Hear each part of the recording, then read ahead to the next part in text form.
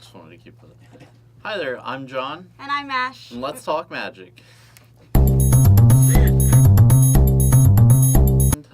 We played in a lot of events. Yeah, a lot of events. Ashley went to the regional PTQ in Jacksonville. Yes, I did. There were 62 players at our regional PTQ, which we thought there'd be around like 60 of us. I ended in 24th place, so I still cashed out. The first 4 rounds, I played against Esper Dragons with my Abzan aggro deck, and I definitely wasn't prepared as well as I wanted to be. I should have listened to my gut, and I should have done things differently, but a couple of my friends who are much better Magic players than I am kind of like helped me tune the deck to fit a couple different types of bigger decks that we thought we were going to see. I thought we were going to see a lot more Esper Dragons than they did, I think, and we did. So I wasn't as prepared for Esper Dragons as much as I wanted to be, but I still was. Then the first 4 people I play against were Esper Dragons. I always lost game 1, and game 2 I usually won, and game 3 I either won, or I went to time. I ended up going 3-1. So I did win against one of the Esper Dragons. I lost against 2 of them. One of the Esper Dragons that I lost against was actually my friend Logan. He's the one that 2-0'd me because he was the person I was playing against and play testing against. So he knew my deck pretty well. And he's just really good at playing Esper Dragons. But then I played against another Abzan deck, and I beat him. And I played against a red-white deck, and I beat that one as well. So not bad. So, I mean, it could have gone a lot worse, definitely. Being 24th out of 62 players is definitely not bad. But I was right at the cutoff of cashing out, so I was the last person to cash. So that was pretty okay for me. And none of our friends that we drove with actually top 4'd or top 8'd. They were really close. Our friend Logan, he lost 1 game, and he didn't make top 8. So he lost 1 round, and he didn't make top 8. So it was definitely a lot harder than we expected it to be. There were people who flew in from like Puerto Rico and that type of just completely out of the way. So it was there were definitely a lot of different types of people that were around. It was a lot of fun. Then we were on our way home, and Jacksonville to where we live is about a 3.5-hour drive. And about an hour and a half in, we find out that we, as in my friend John Cuvey, Logan, and my friend Sam Riley, we were all in the car, and we find out that our friend Michael Lux knows about a PPTQ that's in Melbourne, Florida, which is about 2.5 hours away from our home, on the other side of Florida. So about an hour away, about an hour and a half down the road going home, I messaged John, and I'm like, hey, John, why don't we go to this PPTQ on the other side of Florida? And I'm in the middle of a modern event at the time. I'm 2-0 with Grixis Delver. I'm actually in my 3rd round when I start getting text messages, hey, you want to go to Melbourne right after you're done with this event?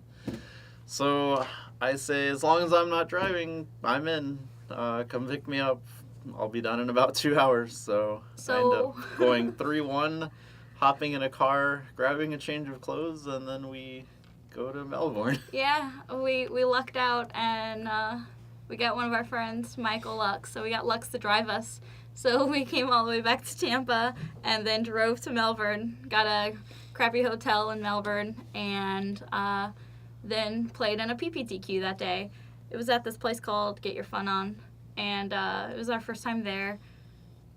There were about 40-something, I want to say 45 people. around from the that, big yeah, area. about 45-ish people that were there. And because it was so out there, there aren't very many Magic players that play around that area, but it was closer to Orlando than it was to us, so we thought maybe there'd be some Orlando Magic players there. But all in all, we thought, this is going to be a little soft. So I didn't know exactly. I knew that I wanted to tune my deck more to Esper Dragons just because I knew that a couple of my friends were going to be playing it. But I also didn't know like what other types of decks I would be playing against. I didn't know the meta on that side. We got there and I noticed that most of the people that were there were playing Esper Dragons. And I didn't see a lot of like mono red or anything like that. And one of my friends, Chris Fennell, he actually let us borrow his Esper Dragons deck, gave it to me, and I think it was in hopes of me maybe playing it, but I mean, maybe, but I definitely wasn't going to just switch it out that day. But John here. Now me, on the other hand, I have my trusty mono red deck in my backpack. I figure whatever, I'll tap some mountains on a Sunday afternoon. And we wake up in the morning, and Ashley says, "Oh, we have Esper Dragons in this backpack." And I say, "Why not? I've never played the deck before in my life. I've looked at the deck lists for a while, so I know basically what's in the deck. So we're missing like 2 cards from the deck that I have to go find. So at around 11 a.m., 2 hours before the event, I decide I'll try and play Esper Dragons. We'll go to this card shop we've never been to. I'll just buy the 2 cards that I'm missing, and then we'll be on our merry way." So we get there, and they don't have any Esper Dragon cards in stock whatsoever, which is a good indicator that a lot of people are going to play Esper Dragons.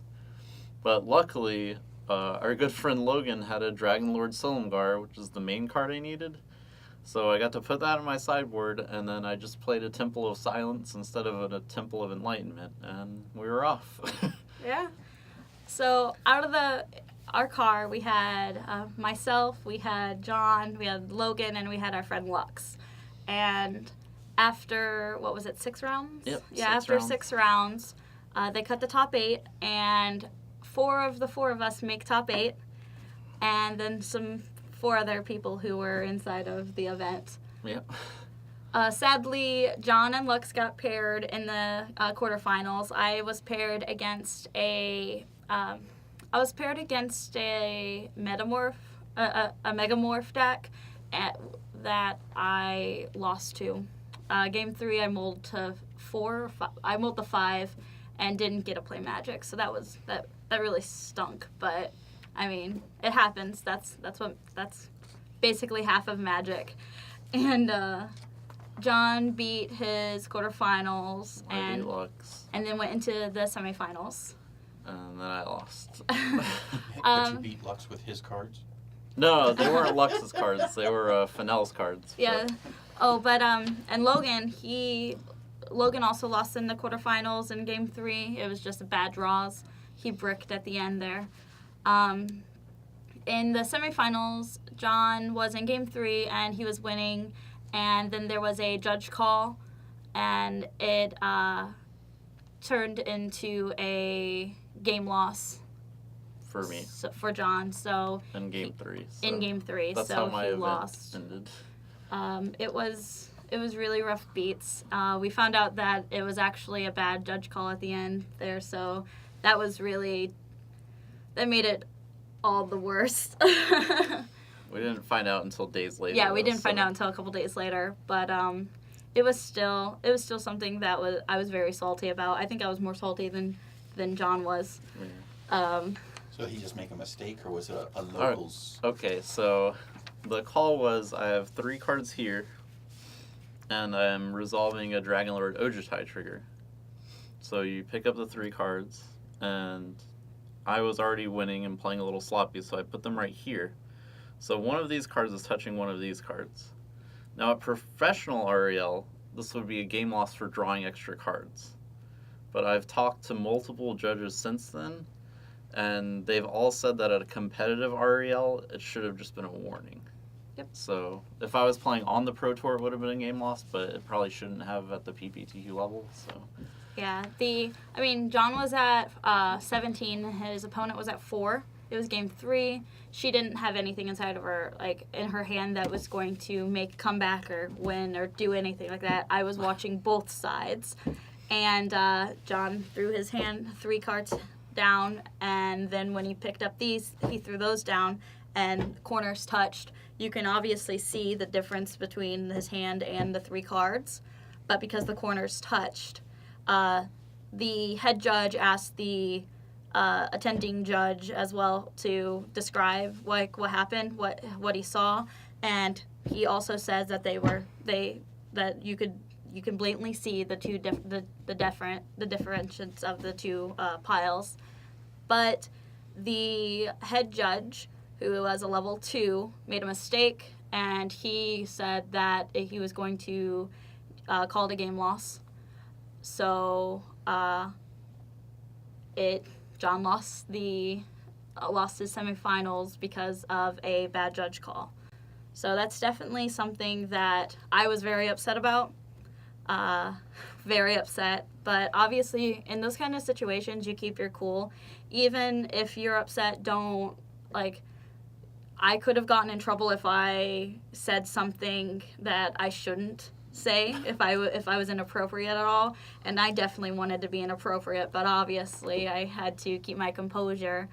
I asked the girl if she wanted to concede to John because of the board state. I mean, she saw everything, and good guy Greg over there did not concede to John.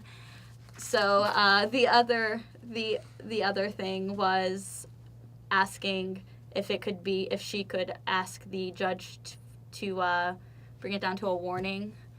She didn't do that either, so it was considered a game loss. So John lost in the semifinals of that, and we left. We were not happy, but it ended. Bad sportsmanship on her part. Definitely. I mean, in those kind of situations, though, like, you think that it's moral, but also like, you're there to win the event. You're there to win the event. So if you're going to win because you're lucky and you're going to win because somebody else made a mistake, it's the way that she did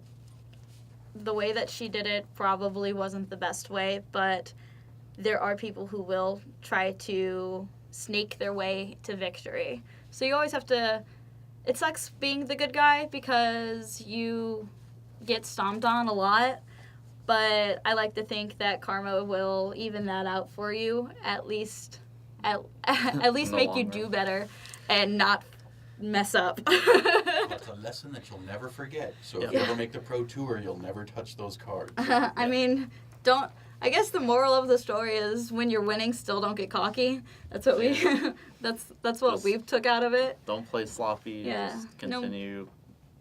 No matter if you are. Even if you have lethal damage, just right there, don't play sloppy because you could mess up and lose the game.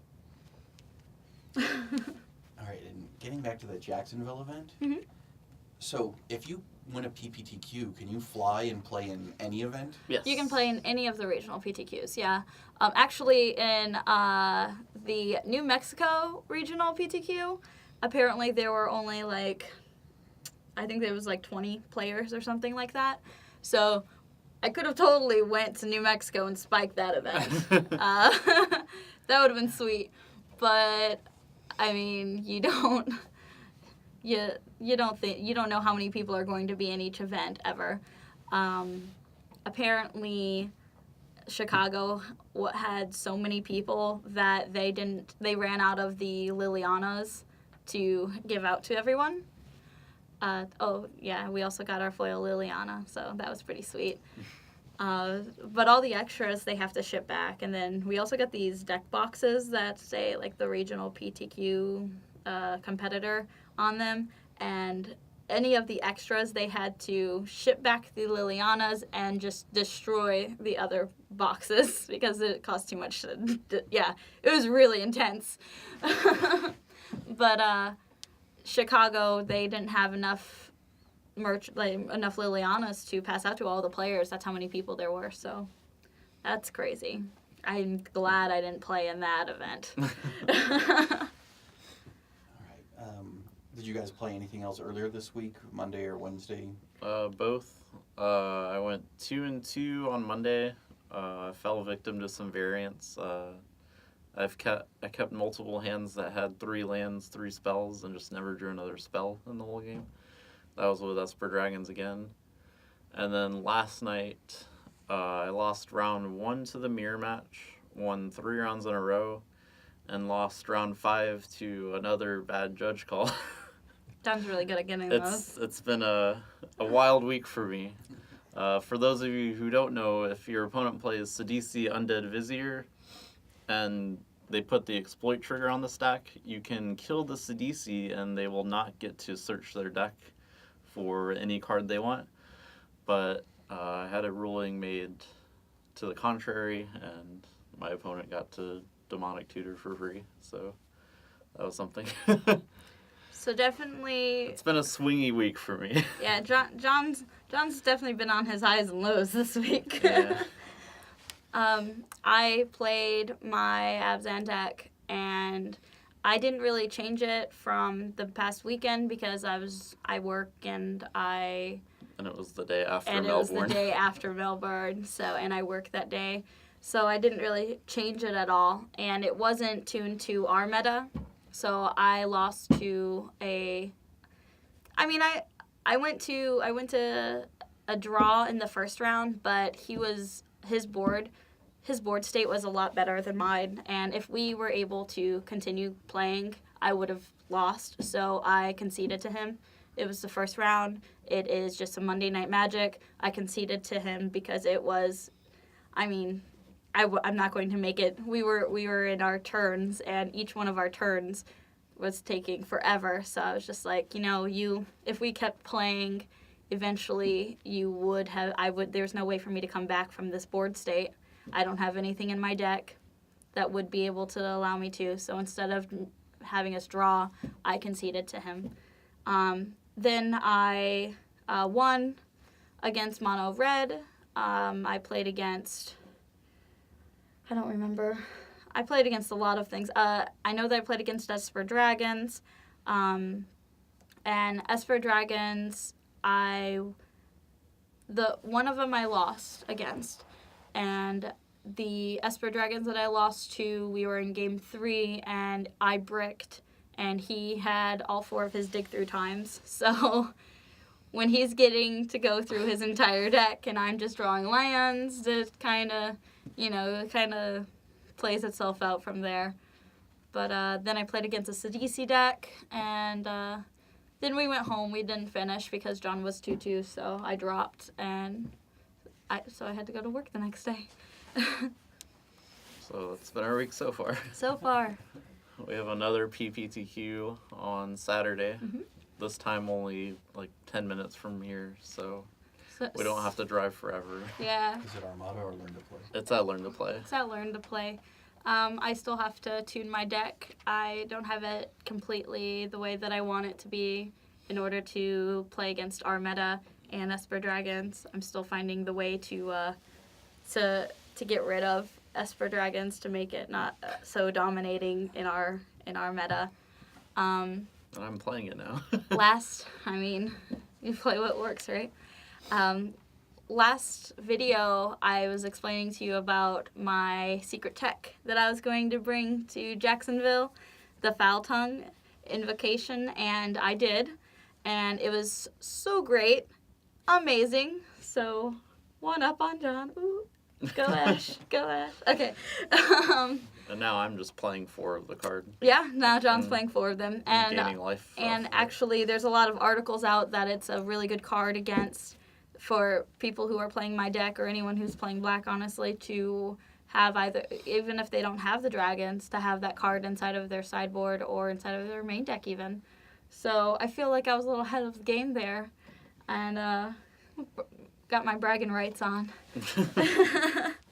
I'm Ash, And I'm John. and we'll see you next time on Let's Talk Magic.